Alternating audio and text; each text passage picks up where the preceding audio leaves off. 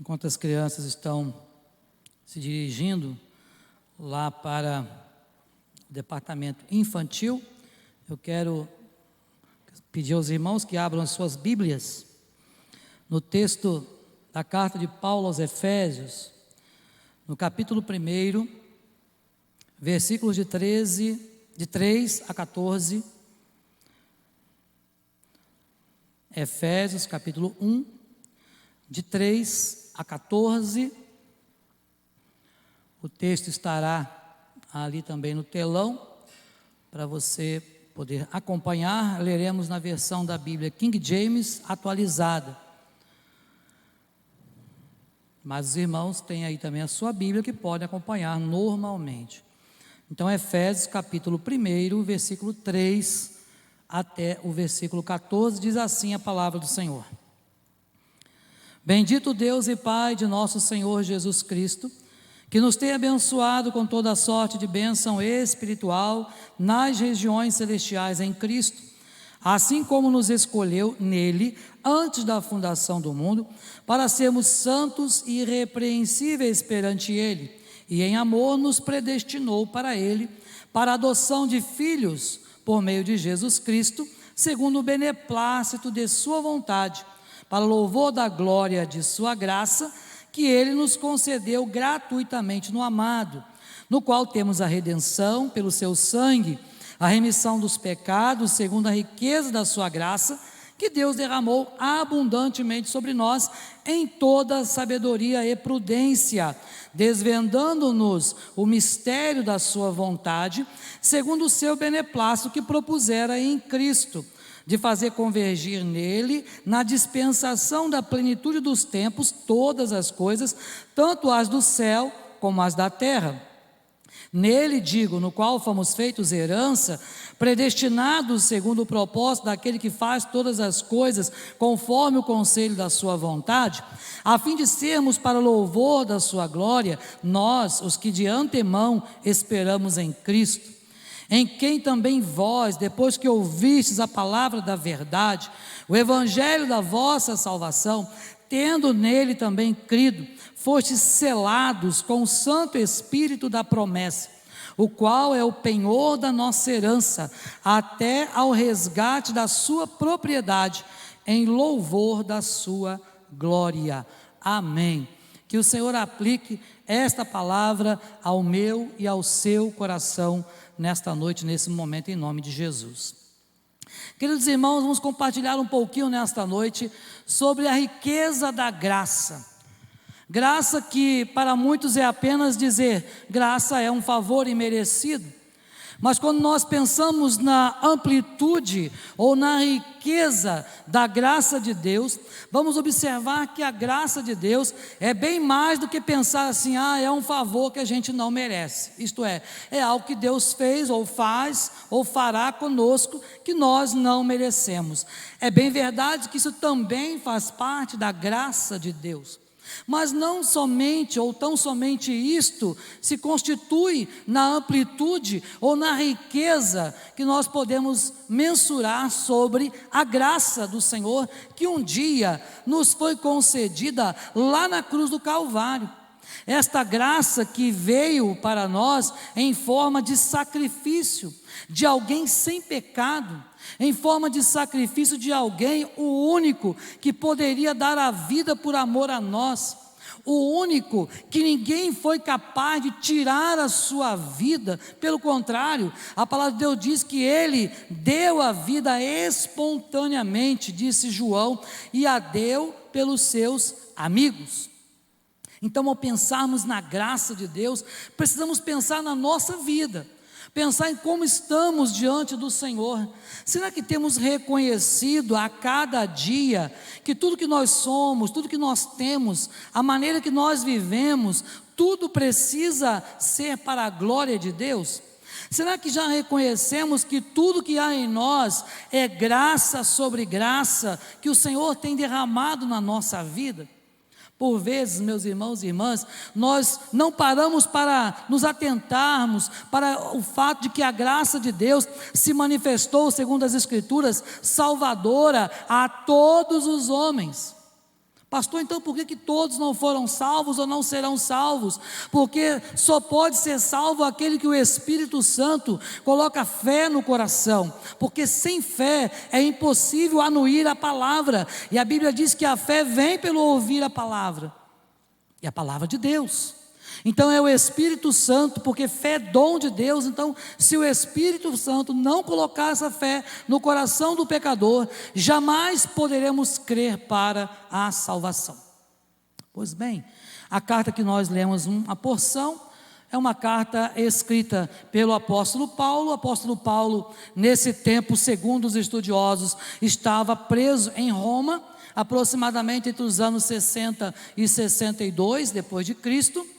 Paulo naquele tempo escreveu também a carta aos Colossenses, na mesma prisão, no mesmo momento, porque a escrita é semelhante, e o tempo lá que Paulo escreve, ele diz que estava aprisionado, que estava em cadeias. Então tudo leva a crer que o apóstolo Paulo estava nesse momento aprisionado lá em Roma nesse tempo. Uma carta que foi escrita aos fiéis que estavam lá em Efésios, ou da igreja de Éfeso. Não foi escrita para quem não era crente. Interessante isso. A igreja de Éfeso era uma igreja que estava bem, era uma igreja que servia ao Senhor, era uma igreja que tinha problemas como a nossa, com certeza, mas era uma igreja temente a Deus, era uma igreja que fazia a vontade do Senhor. Pastor, então por que Paulo vai escrever uma carta para esta igreja? Justamente para que ela pudesse se tornar cada vez mais firmada na palavra, cada vez mais firmada na rocha que é Jesus, para que eles não pudessem ser pegos por qualquer vento de doutrina. Irmãos e irmãs, é muito comum pessoas serem pegas por vento de doutrina e sair por aí procurando dons, procurando coisas de igreja em igreja. Só que isso não agrada a Deus. Nós precisamos buscar a orientação do Senhor, falar: Senhor, onde Tu queres que eu sirva ao Senhor? Esta deve ser a pergunta que estará no nosso coração quando nós cremos em Jesus. Você pode crer aqui em Jesus hoje e você pode servir na Igreja Batista, Assembleia ou qualquer outra, desde que o Espírito Santo o direcione. Mas para isso, precisa conhecer a palavra. Então, o apóstolo Paulo escreve esta carta aos crentes lá de Éfeso, mas não somente para aqueles crentes lá, porque esta carta foi escrita também para ser lida como uma carta itinerante em toda a região da Macedônia. Então era uma carta que era lida em todos os lugares, não só naquela igreja especificamente. E você vai lembrar que aquela igreja de Éfeso tinha um pastor jovem, né? Um pastor recém-ordenado, poderíamos dizer assim, né? Um jovem Timóteo, era pastor daquela igreja. E Paulo escreve 2 cartas para ele, para orientá-lo como pastorear aquela igreja. Então observe, irmãos, a importância desta carta. Uma carta escrita para crentes que já viviam agradando a Deus com as suas vidas. Sim, já viviam agradando a Deus, mas a fim de que eles perseverassem cada vez mais, para que eles pudessem, sobretudo, serem orientados a enfrentar os seus desafios espirituais. Do capítulo 6 de Efésios você vai encontrar isso, onde o apóstolo Paulo diz que era preciso que eles estivessem o tempo todo orando para que os desafios espirituais pudessem ser enfrentados. Paulo vai dizer, inclusive, que os desafios que nós temos não é contra a carne ou contra o sangue, mas contra principados, potestades e contra os dominadores deste mundo tenebroso. Ah, irmãos e irmãs, existe um mundo espiritual ao nosso redor. Nós não vivemos apenas num plano físico. Pastor, esse negócio está meio esotérico hoje, né? Não tem nada de esotérico. A palavra de Deus nos diz que Deus é Espírito, e importa que os seus adoradores o adorem em espírito e em verdade. Se Deus é Espírito, existe um mundo espiritual. Se os demônios são espíritos, existe um mundo espiritual. E quer você creia ou não creia, existem anjos e existem demônios. E os demônios, que hoje nós chamamos assim, eram anjos que estavam ministrando diante do Senhor na eternidade. mas que se rebelaram contra o Senhor e foram banidos da presença de Deus, lançados na terra, e a partir de então a terra jaz no maligno. Olha só. Mas nós que somos cristãos, que somos filhos de Deus, nós estamos nesse mundo, mas não somos desse mundo. Então esta carta também é uma carta que mostra uma teologia da verdade de Deus, para que nós possamos saber como adorar a Deus. O apóstolo Paulo dedica esse tempo para aquela igreja, para mostrar para eles: olha, vocês precisam viver para o inteiro agrado do Senhor. A vida não pode ser uma vida de aparência ou de fingimento, pelo contrário, nós precisamos viver essa teologia sobre a verdade do Deus que nós servimos, que é o Deus da nossa salvação. Mas também uma carta que exalta a necessidade, a importância da oração na nossa vida. Irmãos e irmãs, o crente que não ora, eu me atrevo a dizer que não é crente, que não nasceu de novo. Porque a vontade daquele que nasceu de novo é buscar o Senhor. É claro que em algum momento você pode até ser impedido por alguma situação de orar, de clamar em algum momento da sua vida. Isso pode acontecer. Às vezes as angústias são tantas que você se ajoelha e não tem coragem nem de falar com Deus, mas pelo menos você vai derramar sua lágrima diante do Senhor. O cantor Sérgio Lopes canta isso numa das suas canções, né? Quantas vezes me ajoelhava sem poder falar, eu não tinha coragem nem forças para falar com Deus. Olha só, muitas vezes nós estamos assim, mas também esta carta foi escrita para que eles pudessem observar a necessidade que nós como crentes temos de buscar a Deus o tempo todo. Por isso compartilharmos sobre a riqueza da graça de Deus. 3 coisas importantes nós vamos observar hoje, irmãos, nesse texto que nós lemos, e que você vai poder observar claramente a atuação da Trindade.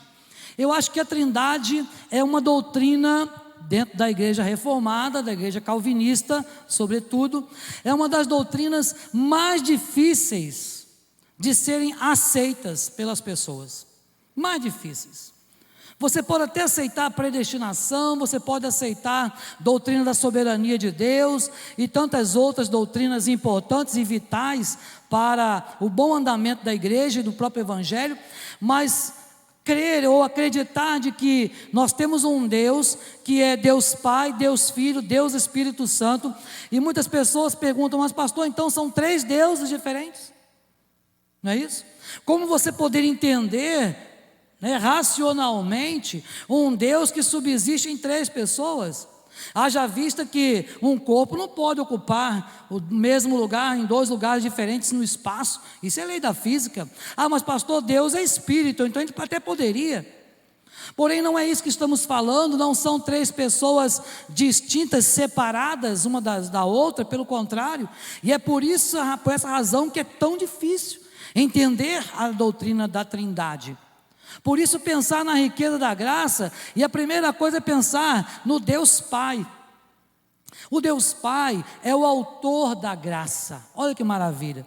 O autor da graça, aquele que idealizou, aquele que a graça faz parte da sua existência, faz parte da sua essência. Irmãos, há uma coisa muito bonita na teologia reformada, que são chamados atributos de Deus. E dentre os atributos de Deus, há uma qualidade de atributos que são chamados de incomunicáveis. Esses atributos são aqueles que só Deus tem, ou que só Deus é. O que são atributos? São características inerentes ao ser de Deus. Isso quer dizer, por exemplo, Deus é eterno. Só Deus é eterno, é um atributo dele e que ele não compartilhou com ninguém. Nem a nossa alma não é eterna. Você sabia disso? Talvez você já pensou: não, mas a minha alma é eterna, pastor. Claro que sim. Bem, uma das coisas primordiais para ser eterno é não ter sido criado. Bom, a sua alma foi criada por Deus, a minha também. Um dia você passou a existir. Quando Deus criou Adão lá do pó da terra, diz a Bíblia lá no livro da Gênesis, que Deus formou Adão do pó da terra e depois soprou nele o quê? o fôlego de vida. E aí o que o texto diz? E o homem passou a ser o quê? Alma vivente. Não era, passou a ser. Então tudo aquilo que passou a ser não era, não pode ser eterno. Então Deus colocou alma naquele homem e a partir daí ele passou a existir. Então nós não somos eternos, mas nós fomos criados para viver eternamente. Ah, isso sim. Adão foi criado para viver eternamente e não soube aproveitar esse benefício da graça de Deus. Olha só, graça da vida eterna, olha que maravilha, de viver eternamente. Ah, irmãos, infelizmente Adão caiu ou decaiu da graça de Deus. Então, observe, o Deus Pai é o autor da graça, como criador e sustentador da vida. Como criador e sustentador da vida, o nosso Deus, o autor desta graça. Graça para quê, pastor? Graça para viver na presença dEle. Graça para crescer um pouco mais na sua presença, graça para abençoar outras vidas, graça para um dia você ir morar no céu. Tudo isso é graça de Deus para nós. Mas também nós observamos que o Deus Pai, o autor da graça, Ele também não só é o criador, o sustentador da vida, como também Deus nos escolheu nele. É o texto que nós acabamos de ler. Nos escolheu nele, e isso foi antes da fundação do mundo, para que ninguém pudesse dizer hoje que Deus foi injusto. Ah, mas Deus escolheu o irmão Juarez e não escolheu o Rogério. Então esse Deus é injusto, por quê? Porque o Juarez é mais bonito? Sabe, a gente está dizendo que é, né? Silvana que eu digo. Então, o fato, meus irmãos e irmãs, é que a cada dia precisamos observar que Deus não nos escolheu por causa dos nossos lindos olhos azuis. Não. O Senhor nos escolheu por amor. Porque eu e você, sabe o que nós merecíamos? O fogo do inferno. Eu e você merecíamos estar lá, no fogo do inferno. Mas a Bíblia diz que Deus, estando nós mortos, olha só, estávamos mortos. O próprio apóstolo Paulo, na mesma carta, vai dizer isso. Estávamos mortos em nossos delitos e pecado, e Ele nos deu vida juntamente com Ele. E aí diz o texto que nós somos salvos pela graça. Pela graça sois salvos, não vem de vós, é dom de Deus. Então o autor da graça, o Deus Pai, observe a trindade nisso tudo, hein? Estamos falando sobre isso. Então o Deus Pai, o autor da graça, como criador, Alália, como autor da salvação, nos escolheu antes da fundação do mundo. Depois, observe, o nosso Deus como o Deus que nutre a sua criação. Olha que maravilha. O autor da graça, Ele nutre. Sabe o que é nutrir? Quando as pessoas estão desnutridas, o que acontece? Não consegue caminhar direito, não tem força para levantar, não é? Quando está muito anêmico, não é isso? Falta de ferro no sangue, a coisa começa, né, a ficar meio zonzo, não é isso? Pois bem, o Senhor nutre a sua criação de tudo que ela precisa. E aí nesse ponto eu quero lembrar a você que existem duas outras doutrinas muito importantes, sabe, sobre a revelação de Deus, revelação geral e revelação especial. Nós sabemos que a revelação geral é tudo aquilo que Deus criou. Lembra do Salmo 19? Os céus proclamam a glória de Deus, o firmamento anuncia as obras das suas mãos, um dia discursa a outro dia, e uma noite revela conhecimento a outra noite. Não há linguagem, não há palavras, delas não se ouve nenhum som. No entanto, por toda a terra se faz ouvir a sua voz. Nós estamos falando de revelação. Revelação geral para toda a raça humana. O sol só nasce na sua casa? Não, nasce no vizinho também, não nasce? Quando o sol nasce na sua casa, no do seu vizinho também. Quando chove na sua casa, é só no seu quintal que chove? Ou chove no quintal do vizinho? Isso é graça de Deus através da revelação geral. E nós podemos observar que essas são as bênçãos gerais. Mas há também a revelação especial. E essa revelação especial chama-se Jesus, chama-se Logos encarnado, chama-se Palavra de Deus. E esta palavra precisa habitar em nós, porque é isso que a Bíblia diz: habite ricamente em vós a palavra de Deus. O Logos precisa habitar na nossa vida, Jesus precisa habitar na nossa vida, e como Deus Pai, o Deus que nutre a sua criação de tudo que precisa, o Jeová Jirê, Deus que sustenta, Deus que provê. Olha só, você tem tido a atuação desse Deus na sua vida? No passado, no Antigo Testamento, os hebreus, eles não ousavam pronunciar o nome Yahvé, ou Ieoa, ou Jeová, né, na língua portuguesa. Não ousavam, nenhum hebreu ousava dizer o nome Yahvé, que era escrito com 4 letras hebraicas, era chamado de tetragrama hebraico. Ninguém ousava, por quê? Porque eles tinham tido a lei de Moisés, a lei de Deus, que dizia: não tomarás o nome do Senhor teu Deus em vão, porque o Senhor não terá por inocente quem tomar o seu nome em vão. E eles tomaram esta palavra de maneira literal, e eles não ousavam pronunciar o nome de Deus. E aí eles criaram outros nomes para poder chamar Deus pelo seu nome, nomes criados pelo povo hebreu, e dentre eles o Deus que provê. Que quando eles tinham lá a chuva seródia, eles viam que a planta nascia, eles viam que tudo germinava, que tudo tinha vida, era Deus dando provisão, e eles chamaram esse Deus de Jeová Jirê. Será que Jeová Jirê tem atuado na sua casa, meu irmão, minha irmã? Trazendo provisão, trazendo realmente nutrição para a sua vida, e aí podemos dizer da nutrição espiritual, é claro, através da palavra de Deus. O Deus Pai, autor da graça, também é o autor da salvação. É o autor da salvação. A Bíblia diz que Ele nos escolheu nele. Foi nele que nós fomos escolhidos. Não foi em Buda, não foi em Confúcio, não foi em Maomé, não foi em nenhum outro que está morto, sepultado, e talvez não tenha nem ossos. Mas o nosso Jesus, o nosso Deus, ninguém nunca encontrou os seus ossos lá no sepulcro de José de Arimateia, porque ele não esteve lá para sempre, ficou lá apenas 3 dias, ele ressuscitou. Não temos na história notícia de nenhum Deus que tenha ressuscitado.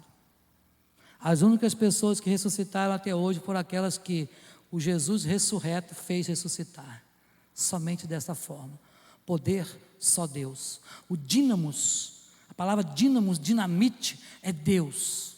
O poder é Deus, tudo é força, mas só Deus é poder. Então Deus Pai, Ele é o autor da graça. Lembre-se, estamos falando sobre a riqueza da graça, a riqueza da graça. Mas vamos falar um pouquinho do Deus Filho. Não podemos falar do Deus Pai sem falar um pouco do Deus Filho. Esse você conhece também muito bem, e aí você está entendendo um pouco da Trindade, e vai entender que na verdade a Trindade é o quê? É a forma de atuação do mesmo Deus na história, em tempos diferentes. Atuou então como Deus Pai, Criador de todas as coisas, atua hoje como Deus Pai, como sustentador, como Jeová Jirê, mas atuou também como Deus Filho lá na criação também, quando disse: façamos o homem à nossa imagem, conforme a nossa semelhança. Estava lá Jesus presente, estava lá a Trindade, quando diz: façamos o homem à sua imagem. O Deus Filho é o meio da graça. Se o Pai é o Criador da graça, se o Pai é o autor da graça, o Deus Filho é o meio da graça. Jesus é o meio, isto é o veículo pelo qual a graça se manifestou. Está certo? Quando eu falo meio, eu estou falando que Ele é o canal por onde a graça de Deus tem sido derramada ainda hoje na nossa vida. Irmãos, é preciso entender a atuação do Deus Filho. Foi o seu sangue derramado na cruz do Calvário, através de uma morte sacrificial. Marcos capítulo 10, versículo 45. Morte de Jesus. Então o Deus Filho, o Jesus, o nosso Senhor, o nosso Salvador, é de fato o canal, é o meio pelo qual a graça de Deus se manifestou salvadora a todos os homens. E a graça de Deus se manifestou salvador a todos os homens, e isso foi lá na cruz do Calvário. E se hoje nós podemos ter vida e vida com abundância, é porque Cristo nos amou e a si mesmo se entregou por nós, sendo nós ainda pecadores. Foi uma entrega pessoal, foi uma entrega substitutiva, foi uma entrega onde nenhuma outra pessoa poderia fazer no seu lugar. Irmãos e irmãs, é muito importante você pensar nisso e entender isso. Era necessário que houvesse o sacrifício pelo perdão do pecado. Enquanto o pacto de Deus com o homem dependeu do homem fazer alguma coisa, o chamado pacto das obras, a antiga aliança, aquela feita lá em Adão e tantas vezes renovadas até chegar em Jesus. Este pacto Deus entendeu que não era mais viável, não era mais possível, porque todas as vezes que Deus renovou a aliança com o seu povo, o povo quebrou a aliança. Nós somos especialistas em quebrar aliança, irmãos, não é verdade? O ser humano é especialista em quebrar pactos. Pensa um pouquinho se você já não prometeu tanta coisa para alguém, para o próprio Deus, e já não fez. Nós quebramos pacto o tempo todo. Quer ver uma coisa onde a gente faz muito pacto? É final de ano, né? Final de ano a gente faz tanta promessa, né? Senhor, ano que vem eu vou começar aquela dieta, Senhor, vai ser no primeiro dia do ano. Senhor, ano que vem eu vou começar a caminhar, vou fazer atividade física, vou isso, vou aquilo, Senhor, eu vou guardar dinheiro, Senhor, eu vou fazer uma poupança. A gente promete tanta coisa, sabe? Senhor, eu vou ler a Bíblia toda no próximo ano. Ó, gente, cuidado com esse negócio de prometer para Deus. Sabe, porque a Bíblia diz que é melhor não prometer do que prometer e não cumprir, sabe? Então é preciso pensar que naquela época o Senhor entendeu que não dava mais, sabe? Foi por amor a nós que Jesus então foi feito através dele a redenção, o dom da liberdade pelo pagamento de um preço, pelo resgate. Era necessário o pagamento de um preço. A lei exigia pagamento. E quando Jesus disse lá nos seus evangelhos assim, olha, eu não vim para abolir a lei, mas vim para cumprir a lei. Jesus estava falando justamente disso. Ele veio pagar o preço. Ele veio pagar o preço. Sabe, o escrito de dívida que pesava contra nós foi rasgado. Sabe, havia uma promissória. Quando eu penso no escrito de dívida, o que você vê na sua mente? Antigamente se usava, hoje ainda se usa, né? Hoje ainda se usa, mas antigamente se usava muito mais as promissórias, né? Um escrito de dívida é uma promissória, um cheque, não é? Nominal a alguém, aquele detentor daquela promissória pode resgatar ou, né, cobrar aquilo em juízo em qualquer tempo. Pois bem, o inimigo das nossas almas, o adversário, quando Adão pecou, Adão assinou uma promissória, e o pagamento dessa promissória era alto, era a ausência de Deus na nossa vida. O pagamento dessa promissória era irmos para o inferno. E aí Jesus vem e paga esta dívida que a lei exigia. É isso que Jesus faz, ele pagou esse preço. Por isso que diz a palavra que o escrito de dívida que pesava contra nós, o Senhor satisfez na cruz. Hoje, Paulo vai dizer aos Romanos, no capítulo 8, que agora, pois, já nenhuma condenação há para quem? Para aqueles que estão em Cristo. Por quê? Complete o versículo. Porque a lei do Espírito de vida em Cristo te livrou da lei do pecado e da morte. O Senhor nos livrou da lei do pecado e da morte, porque pagou o escrito de dívida que pesava contra nós. O Deus Filho, meio pelo qual a graça é manifestada na nossa vida. Por Ele fomos feitos herança de Deus. Está aí no versículo 11 que nós lemos. Por meio, olha só o que diz o texto. Nele digo, no qual também fomos feitos herança. Irmãos, foi através de Jesus que nós fomos feitos herança de Deus. Olha que maravilha. Você faz parte da herança, sabe? Herança de Deus. Nós somos co-herdeiros com Cristo. e tudo está no seu controle. Mas o Deus Filho também nós podemos observar que nele nós fomos feitos glória de Deus. Olha só o versículo 12: a fim de sermos para louvor da sua glória, nós os que de antemão esperamos em Cristo. Irmãos, é em Jesus, é no Filho, no Deus Filho, que nós fomos feitos glória de Deus. Olha que maravilha! A glória de Deus foi manifestada salvadora a todos os homens. Esta glória de Deus que hoje é manifestada na nossa vida, quando nós professamos a nossa fé em Jesus e quando nós o servimos com alegria e inteireza de coração. Mas não basta falar do Deus Pai como autor da graça. Não basta falar do Deus Filho como meio pelo qual essa graça se manifesta. É preciso também falar do Deus Espírito Santo, que é o selo da graça. É o selo da graça. Irmãos, eu gosto muito da expressão do selo. Antigamente, na Idade Média principalmente, não agora, havia o selo, as pessoas usavam isso nas cartas. Talvez você já tenha visto isso nos filmes, os filmes de época, quando um rei ou quando alguém importante enviava uma carta, geralmente aquela pessoa tinha um sinete. O que era um sinete? Um sinete era um anel que tinha geralmente o brasão daquela família, ou daquele reino, daquela pessoa que queria enviar a carta. Então ele fazia a encomenda, a sua carta, ele derretia a cera ali em cima, e enquanto a cera estava morna, ele então colocava o seu anel ali e selava aquela carta. E aquela carta tinha que chegar no destinatário, e aquele selo, aquela cera que estava ali, não podia se quebrar. Via de regra, quando era no caso dos reis, se levasse uma carta de um rei a algum lugar e o selo lá chegasse quebrado, então aquele portador certamente perderia sua vida. Porque jamais um mensageiro poderia deixar, ele tinha que pagar com a vida dele se aquele selo fosse quebrado. E eu gosto muito disso, irmãos, por quê? Porque a Bíblia diz que o Espírito Santo nos selou.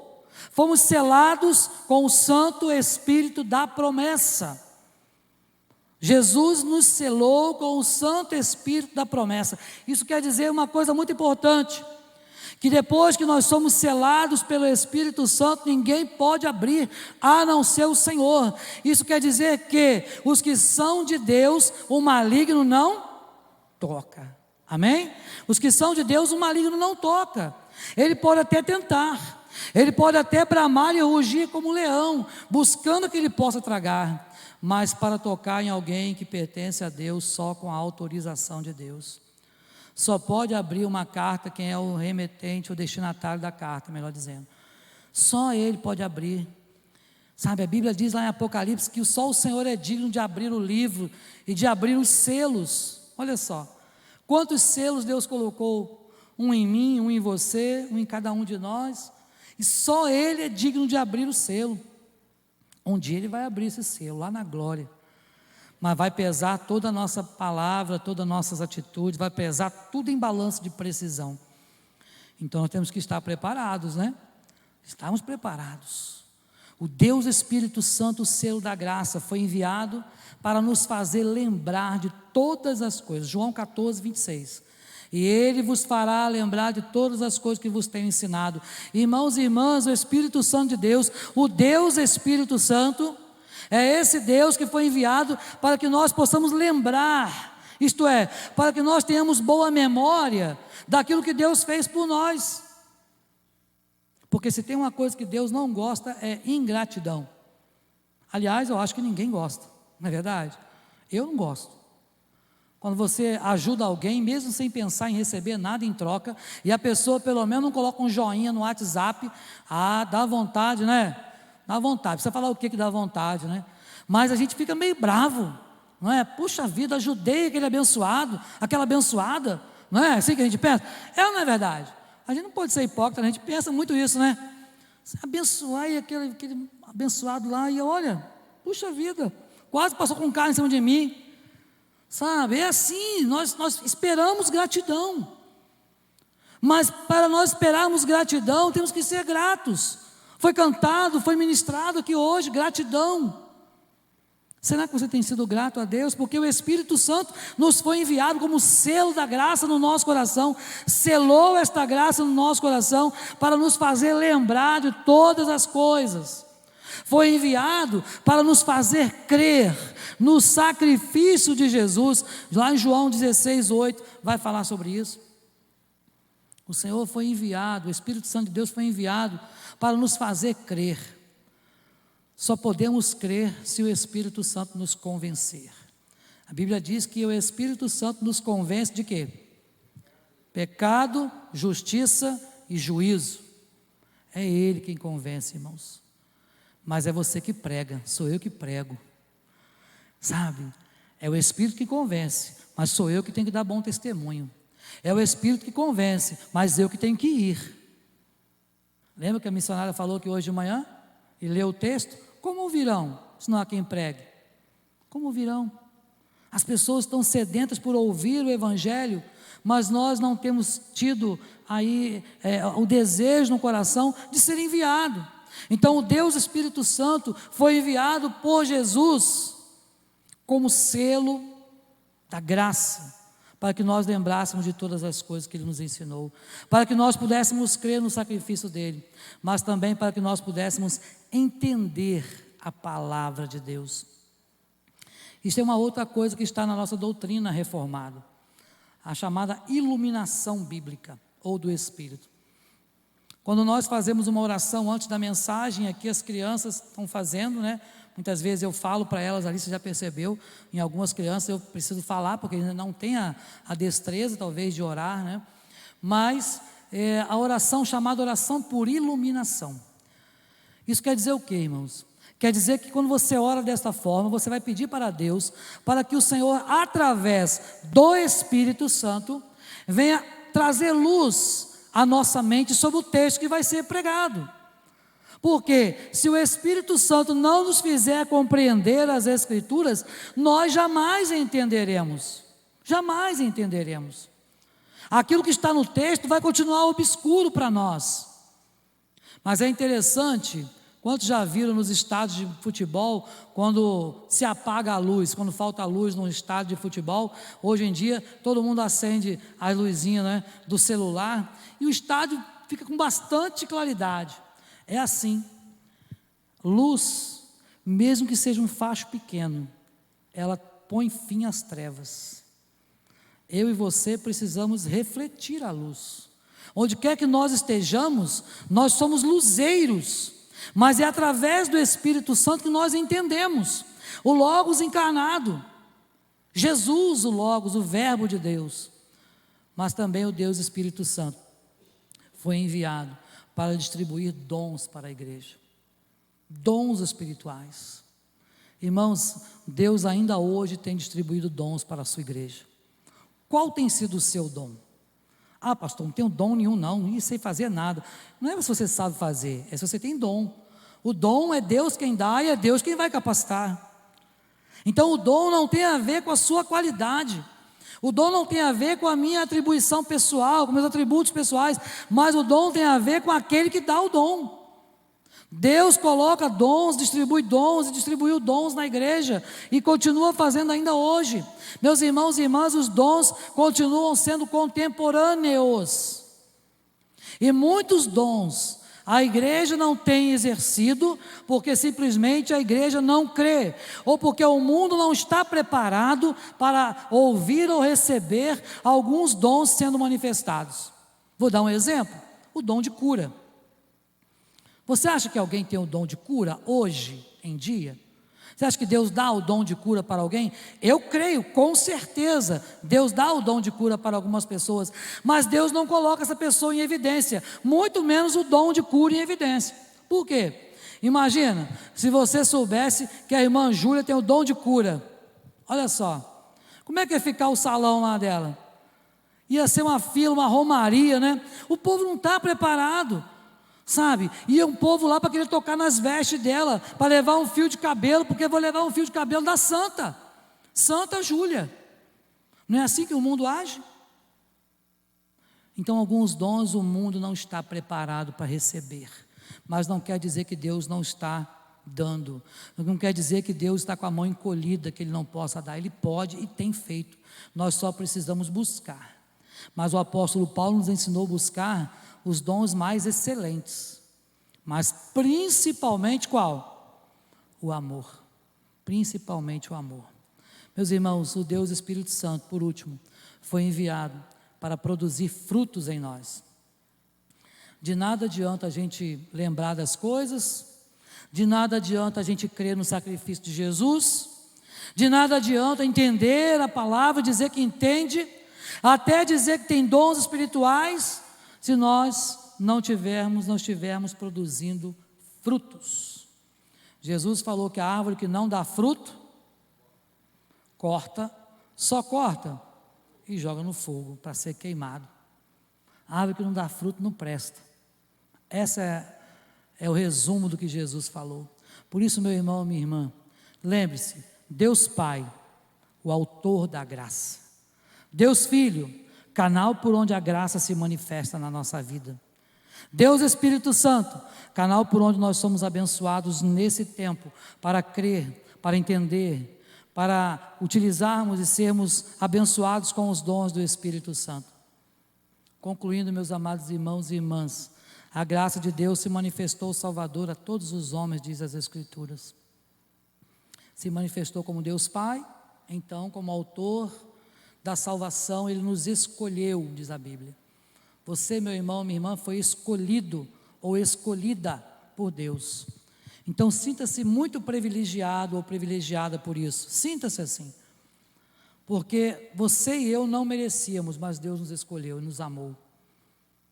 Por isso não há injustiça, porque ninguém merecia. Ninguém merecia. Ninguém pode reclamar, Senhor, você não me escolheu. Não, ninguém merecia. Eu escolhi quem eu quisesse, ou quem eu quis. Foi segundo o beneplácito da sua vontade, diz as Escrituras que lemos agora. Então o Senhor, o autor da graça, o autor da salvação, o dono do céu, o criador de tudo, é Ele quem poderia, o único que poderia escolher quem vai morar no seu céu. Se você pudesse escolher alguma coisa, não é? Talvez você falasse, na minha casa só entra quem eu quero. Não é verdade? Só entra quem você permite, a não ser que seja ladrão, né? Como no céu não vai entrar ladrão, só vai entrar quem Deus permite. Então, meu irmão, minha irmã, Deus Pai nos escolheu. O Deus Filho nos garantiu a vida na cruz do Calvário. Grave isso no seu coração. E o Deus Espírito Santo nos tem convencido de que o amor de Deus, Ele é real. E Ele deseja nos abençoar com um lar no céu. O Senhor deseja nos abençoar com um lar no céu. Por isso, nesta noite, eu quero te encorajar a crer e entregar todo o seu cuidado, toda a sua vida, o cuidado da sua vida nas mãos de Cristo Jesus, porque Ele é o autor e consumador de tudo, o autor e consumador da nossa fé. Eu não sei, meu irmão e minha irmã, como está a sua vida nesse tempo, o quanto você tem entregue a sua vida a Jesus. Não estou falando de conversão, mas também de conversão, mas estou falando de uma entrega, de uma renúncia. Estou falando de uma entrega para o serviço do Senhor. Estou falando de uma entrega para você realmente ser sustentado por esse Deus que é o Jeová Jirê. Uma entrega das suas ansiedades, uma entrega daquilo que está afligindo o seu coração, uma entrega daquilo que tem angustiado você durante esse tempo. Meu irmão e minha irmã, lança o teu pão sobre as águas. Foi isso que Salomão disse. Porque depois de muitos dias o acharás. Por isso, meu irmão, quando você entende a atuação da Trindade, o mesmo Deus atuando de forma diferente na história do seu povo, você vai entender que esse Deus te escolheu, porque Ele te ama. E porque Ele te ama, nós podemos crer no amanhã. Porque Ele ama cada um de nós.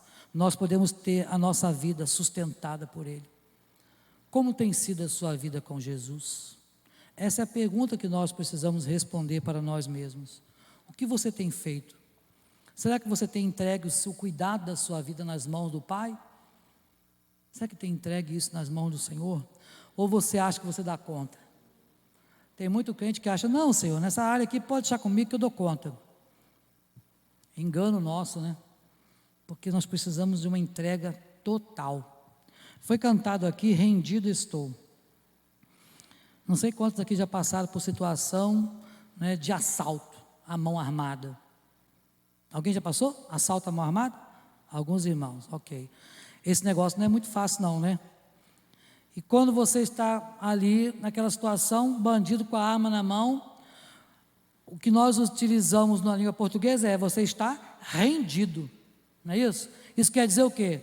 Que a sua vida, naquele momento, estamos falando humanamente, é claro, né? A sua vida, naquele momento, está nas mãos de quem? Do bandido. Se ele quiser apertar o gatilho, acabou. Você está rendido. Esse render-se é justamente, você estar totalmente nas mãos de Deus. Será, meu irmão, minha irmã, que você está totalmente nas mãos de Deus?